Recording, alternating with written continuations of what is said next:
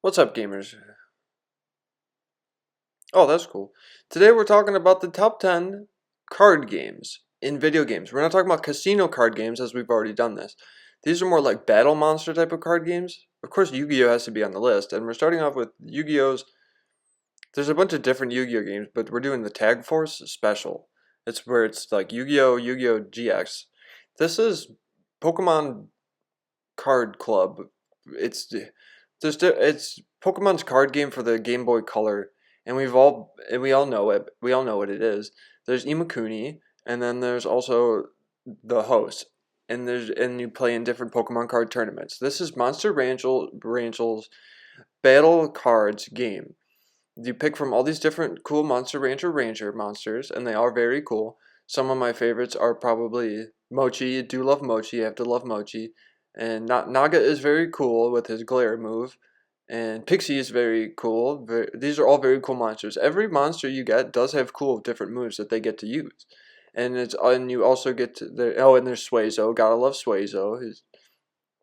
But also they're all good monsters, like I said. And you answer questions about Curry and different things.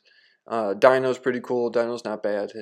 Um, I highly recommend the Monster Rangers Battle Card Game Boy card game.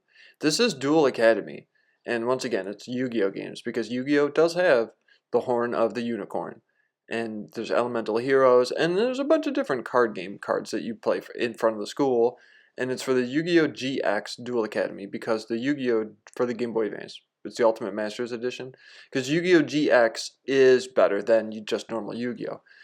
Also, Dragon Ball Z is better, I guess, than Dragon Ball if that's what you prefer. And this card game is Dragon Ball Z card game. It's called Dragon Ball Z, something for the Super Famicom. It's a Japanese game. I don't think we did get it. I don't know why, because it looks like a lot of English. Maybe someone translated it, and now you get to play it. This time, this card game is in Final Fantasy IX, and it's perfect. It's not the game is called Final Fantasy IX. The game isn't just about card games. This is a side quest type of card game. You're playing card. It's called Tetra Masters. It's in Final Fantasy IX, the Tetra Master card game, and it's like a side quest type of card game. You find different cards. This is a different type of card game. It's called Kingdom Hearts card game, and you use the cards. You use the different cards to attack. They did do different versions of this game. But the Game Boy, it's called Kingdom Hearts Chain of Memories. It's a difficult game, and I couldn't get past World 3. This next one is a different type of looking card game too. It's very strange looking, but that's when you have card games, you have to be unique with your card games. It's called Lost Kingdoms 2 for the Nintendo Cube game, GameCube. Lost Kingdoms for the Nintendo.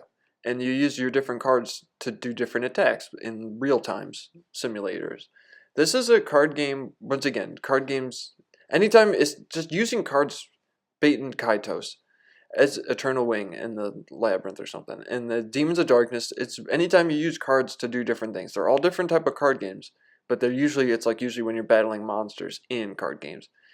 But this is the number one card. These are the number one. It's from this stupid game. From like these stupid games where you're like simulating a card shop or something and it's stupid. Thank you for joining me today for the top 10 card games.